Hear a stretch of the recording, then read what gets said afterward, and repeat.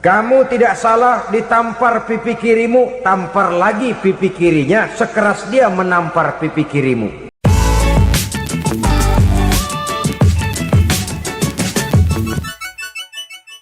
Tetapi barang siapa yang memberi maaf dan mencari jalan damai, itulah yang terbaik dan akan mendapat pahala dari Allah Subhanahu wa ta'ala. Kamu tidak salah ditampar pipi kirimu, tampar lagi pipi kirinya sekeras dia menampar pipi kirimu. Nanti orang tidak mau menampar kita karena dia tahu kalau dia tampar kita, dia akan menderita tamparan sekeras dia menampar kita. Akan terjadilah prinsip saling hormat menghormati, tidak saling ganggu, tidak saling usil, tidak saling jahil. Atas dasar ini perdamaian bisa ditegakkan. Mereka bisa menerima konsep ini, tapi kemudian seminar ditutup tanpa satu keputusan resmi. Kenapa? Terus terang mereka kagum dengan konsep Islam, tapi sentimen lama terhadap nilai-nilai Islam telah menutup mata mereka untuk menerima kebenaran dari ajaran Al-Quranul Karim. Saudara-saudara kaum muslimin rahimakumullah, kembali kita kepada persoalan pokok. Roh adalah dari Allah, dia akan kembali kepada Allah, milik mutlak dari Allah. Tidak pantas kita merampasnya dari orang lain. Tidak wajar kita menghilangkannya tanpa alasan yang dibenarkan oleh agama. Di zaman sekarang, akibat persaingan hidup yang makin tajam, lapangan kerja yang makin sulit, tensi ekonomi yang makin tinggi, atau karena nilai moral yang makin rendah, atau juga karena rapuhnya pegangan orang kepada agama, nyawa rasanya sudah sedemikian murahnya. Berbagai kasus membuat berdiri bulu roma kita. Ada mayit, ada manusia dipotong 6, dicincang macam kambing. Ada yang dipotong 5, ada yang dipotong 13, dikardusin, dibuang ke tempat sampah. Inna lillahi wa inna ilaihi raji'un. Gejala apa ini? Kanibalisme. Manusia sudah demikian sadisnya, manusia sudah sedemikian buasnya, sehingga sesama manusia diperlakukan seperti hewan. Padahal hewan sendiri belum pernah macan makan macan, bagaimanapun buasnya macan. Belum pernah serigala memakan serigala, bagaimanapun brutalnya serigala. Tetapi manusia makan manusia di zaman sekarang kadang jadi kenyataan dalam kehidupan kita. Kadang persoalannya remeh saja. Soal uang 200 perak, pisau bicara, nyawa melayang. Soal rokok sebatang, celurit bicara, nyawa melayang. Soal-soal yang sama sekali tidak prinsip, begitu mudah kita menghilangkan nyawa orang lain. Padahal Nabi pernah memperingatkan, apabila dua orang muslim sudah berkelahi dan berbunuh-bunuhan, al-qatil wal maktul finnar, yang membunuh dan yang terbunuh dua-duanya neraka.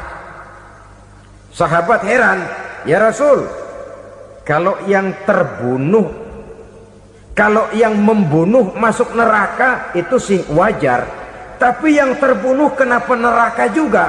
Beliau menjawab, dua-duanya sudah punya niat untuk saling membunuh. Niatnya itu yang diponten. Yang terbunuh cuman lagi apos aja, keduluan dia. Umpama tidak terbunuh, pasti dia yang akan membunuh. Oleh karenanya al-qatil wal maktul, yang membunuh dan yang dibunuh finnar, dua-duanya masuk ke dalam neraka. Islam menghormati kehidupan, tidak hanya terbatas kepada sesama muslim. Orang-orang yang berlainan agama pun yang mau hidup berukun, damai, berdampingan dengan umat Islam, jiwa mereka, darah mereka dilindungi oleh nilai-nilai Islam yang disebut dengan kafir zimmi ini. Mengganggu mereka sama saja dengan mengganggu aku, kata Nabi. Jadi oleh karena itu sayangilah sesama. Kehidupan adalah anugerah Allah, bukan wewenang kita untuk mencabutnya dari orang lain, bukan wewenang kita untuk merampas dan menghilangkannya dari orang lain. Apa yang tidak enak terjadi pada diri kita, begitu pula lah apabila terjadi pada diri orang lain. Sehingga Nabi mengatakan, la yu'minu ahadukum hatta yuhibba li akhihi ma yuhibbu li nafsihi. Belum dikatakan beriman seseorang kamu apabila dia belum mencintai saudaranya seperti ia mencintai dirinya sendiri. Apa yang enak dirasakan oleh orang lain, enak juga dirasakan oleh dia. Mengukur orang lain dengan diri sendiri. Kalau orang lain tanpa salah saya fitnah, kalau saya tanpa salah difitnah orang, enak apa enggak? Enggak, orang lain juga begitu.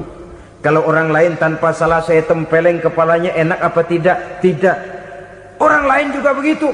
Yang tidak enak terjadi pada diri kita, tentu tidak enak juga kalau terjadi pada orang lain. Mengukur orang lain dengan diri sendiri, sehingga tidak timbul sifat egois, tidak menari di atas bangkai orang lain, tidak mendirikan kebahagiaan di atas untayan air mata orang lain.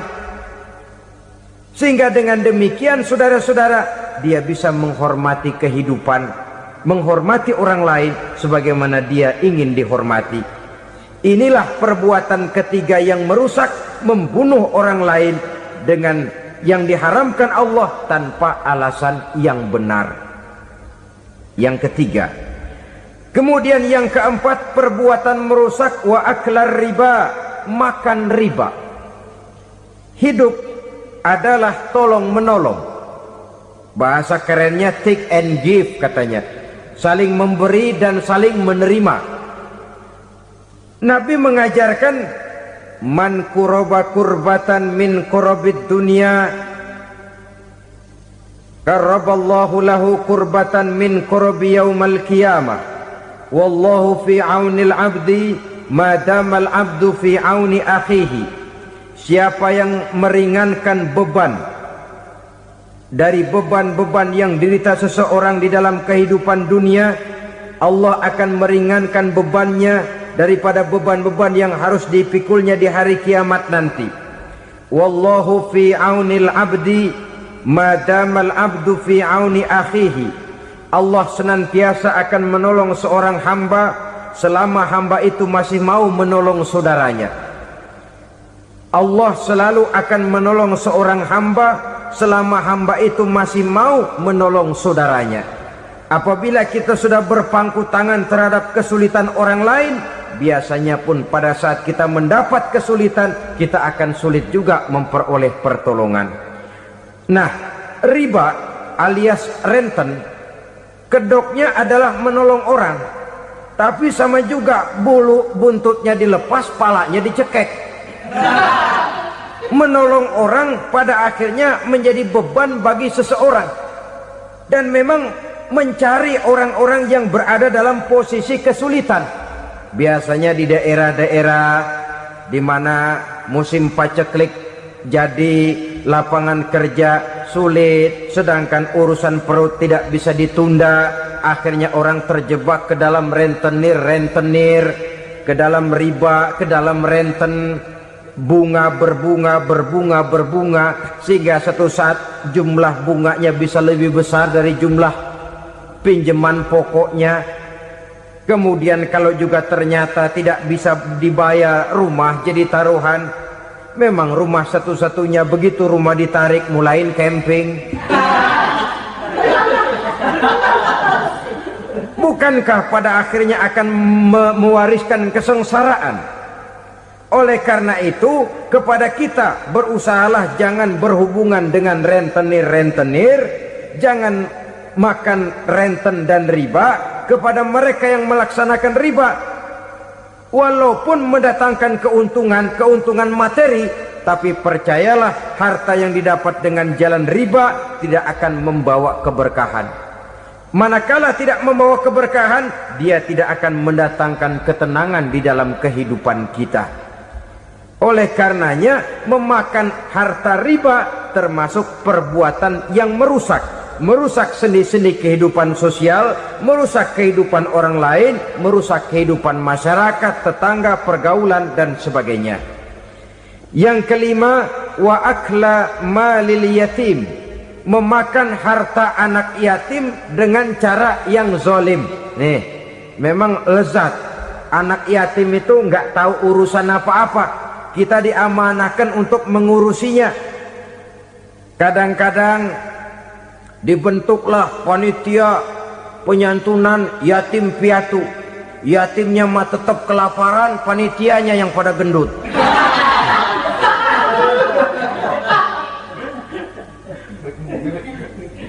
Padahal memakan harta anak yatim termasuk perbuatan dosa besar, dan menjantuni yatim merupakan perbuatan mulia. Nabi mengatakan, ana wa kafilul yatim kahataini yaumal qiyamah. Aku dan orang-orang yang menyantuni anak yatim seperti dua jari ini pada hari kiamat nanti. Dekat sekali. Jikalau ingin di hari akhir nanti dekat dengan Rasul, bersahabatlah dengan anak-anak yatim. Jadilah pengurus anak-anak yatim. Bangunlah panti-panti asuhan yatim. Pada saat bapak ibunya meninggal, kitalah yang menjadi orang tuanya. Bahkan sedemikian besar perhatian Islam terhadap anak-anak yatim ini, sehingga Quran memberikan peringatan, ara'aital ladzi yukadzibu bid-din fadzalikal ladzi yad'ul yatim wa la yahuddu ala ta'amil miskin. Tahukah kamu siapa orang yang mendustakan agama, beragama tapi dianggap dusta, salatnya dusta, puasanya dusta karena agamanya sudah berdusta. Siapa mereka? Fadzalikal ladzi yad'ul yatim, orang yang menyia-nyiakan anak yatim, wala yahuddu ala ta'amil miskin, dan tidak pernah memberi makan kepada orang-orang yang menderita kemiskinan. Menyia-nyiakan, meninggalkan anak yatim termasuk perbuatan yang divonis kita sebagai orang yang mendustakan agama.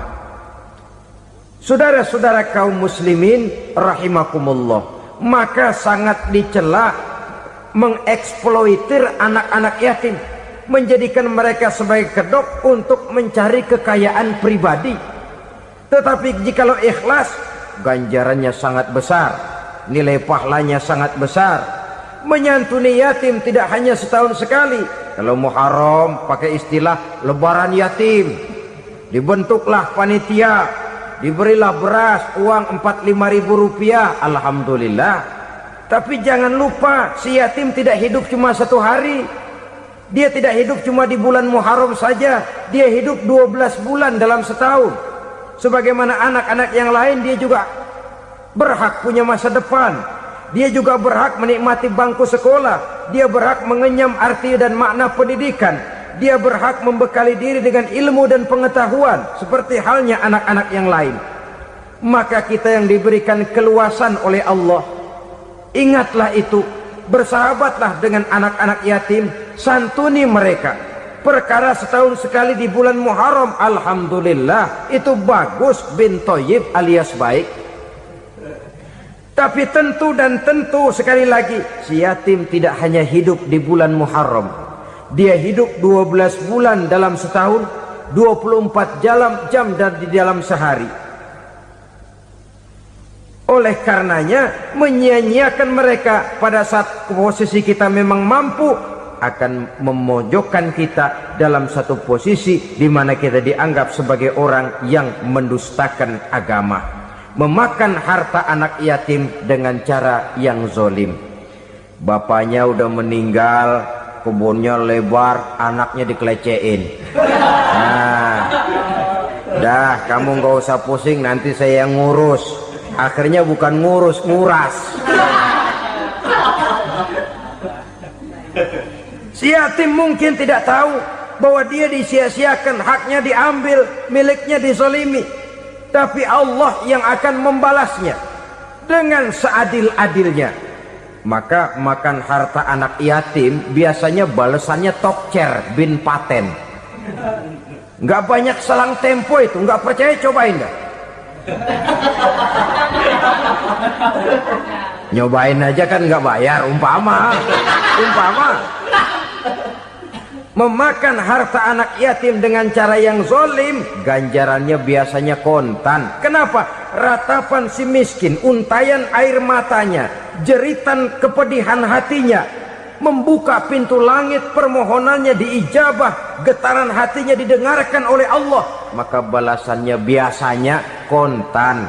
spontan, tidak menunggu waktu terlalu lama. Itu di dunia, belum lagi di akhirat nanti. Bukankah dalam riwayat Mi'raj diceritakan Nabi melihat di neraka itu orang perutnya sebesar rumah. La haula wala quwata. Itu perut kayak rumah, bagaimana jalannya tuh orang? Dan memang gak jalan, diseret-seret oleh malaikat di neraka itu. Hancur perutnya, amburadul itu perut. Berantakan isinya, dibulatkan lagi, diseret lagi, hancur lagi, dibulatkan lagi. Sampai Nabi tanya, orang itu begitu berat siksanya kenapa ya Jibril? Itu Muhammad, waktu di dunia dulu rakus banget makan harta anak yatim. Begitu vonisnya, begitu menyedihkan nasibnya di akhirat. Tapi di dunia pun ketidakberkahan itu sudah membayangi kehidupannya. Oleh karena itu, kepada saudara-saudara yang mendapat titipan anak yatim, berbahagialah, karena semulia-mulia rumah adalah rumah yang di dalamnya ada anak yatim yang disantuni. Sehina-hina rumah adalah rumah di mana di dalamnya ada anak yatim yang disia-siakan. Begitu kata Nabi kita. Rumah yang paling mulia dalam pandangan Allah, rumah yang di dalamnya ada anak yatim yang disantuni. Rumah yang paling hina dalam pandangan Allah, rumah yang di dalamnya ada anak yatim yang nasibnya disia-siakan. Berbahagialah saudara apabila menjadi penyantun anak-anak yatim, pelindung mereka, sehingga mereka mempunyai masa depan sebagaimana anak-anak lainnya. Rasulullah sendiri sedemikian peka terhadap keadaan anak-anak yatim karena beliau sendiri memang mengalami. Umur 6 bulan dalam kandungan ibu, beliau sudah ditinggalkan oleh ayahnya. Pada saat berusia 6 tahun ibu sudah meninggal. Yatim piatu dalam usia di mana beliau sedang perlu belas kasih seorang ibu dan pengertian seorang bapa. Kepekaan itu lalu timbul, bahkan kemudian sampai kepada beliau berkata, aku dan orang yang menyantuni anak yatim seperti jari tengah dan jari telunjuk di hari akhirat nanti. Sedemikian dekatnya. Baiklah ya, jadi yang kelima, memakan harta anak yatim. Jauhi, karena ini perbuatan yang merusak. Yang keenam, watawalli yaumaz zahfi, melarikan diri pada hari pertempuran. Apa ini? Khianat, tidak konsekuen dengan konsep perjuangan. Pada mulanya keras benar teriak, berantas korupsi, ganyang korupsi, cuma karena belum dapat giliran. Begitu dia naik dapat kesempatan, korupsinya lebih edan dari yang diteriakinya. Ini termasuk tawalli yaumaz zahfi, berpaling pada hari peperangan. Di saat menghadapi musuh, kalau belum kelihatan musuh, teriaknya nyaring bener. Jangan takut, demi kebenaran sampai titik darah yang paling penghabisan. Musuh belum kelihatan. Begitu musuh sudah kelihatan, paling dulu lari ke belakang. Kalau diajak berjuang ada saja alasannya. Sehingga Quran memberikan peringatan kepada kita semua. Mengapa kamu ini berat? Kalau sudah diajak berjuang di jalan Allah, kakimu seperti terhunjam berakar di perut bumi. Berat untuk melangkah berjuang. Lari dari pertempuran tidak konsekuen dengan konsepsi perjuangan. Mau enaknya saja. Dalam kondisi yang sulit lalu berpangku tangan. Ini termasuk ciri munafik yang di dalam Al-Quran disindir dengan bahasa kullama adha'a lahum masyaufi wa iza azlama alaihim qamu. Waktu terang mereka jalan, giliran gelap mereka mandek. Artinya, maksudnya, kalau giliran ada untungnya aja, rame-rame teriak Islam. Tapi begitu diminta berjuang, dituntut berkorban, rame-rame mundur. Waktu dilihat di Islam ada untungnya, rame-rame teriak Islam. Pak, saya Islam banget, Pak. KTP saya Islam Pak, pokoknya Islam banget dah. Tapi ketika diminta berjuang, dituntut sedikit berkorban, rame-rame mengundurkan diri. Tahun 65 PKI berontak. Waduh, waktu itu jadi orang Islam untung itu, nggak dikejar-kejar, aman. Masjid rame, masjid, mobil-mobil mewah parkir di depan musola dan masjid. Kenapa? Waktu itu asal udah ke masjid aman, Islam selamat, untung. Tapi begitu keadaan aman, yang parkir di musola sepeda butut melulu.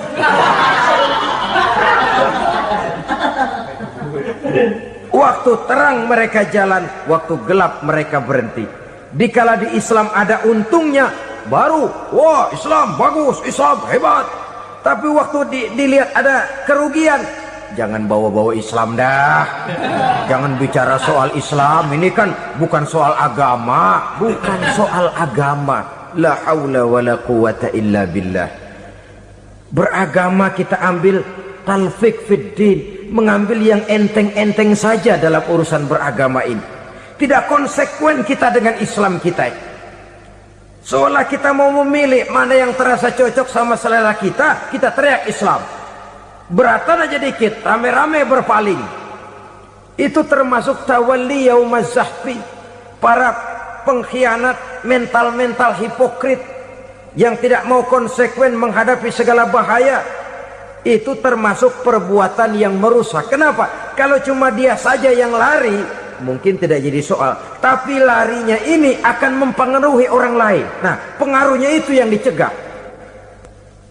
Sebab kalau satu sudah mulai lari, yang lain mulai ngelirik.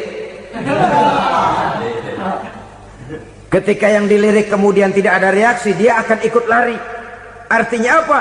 Seorang muslim harus konsekuen dengan konsep perjuangannya, dengan keyakinan keagamaannya, dan tidak memilih yang enak-enak saja di dalam kehidupan beragama. Lari dari pertempuran, bermental khianat, mengkhianati agama, merupakan satu di antara sifat yang merusak. Terakhir saudara, wa qazfal muhsanatil ghafilatil mu'minat, menuduh perempuan baik-baik yang tidak tahu menau tentang tuduhan yang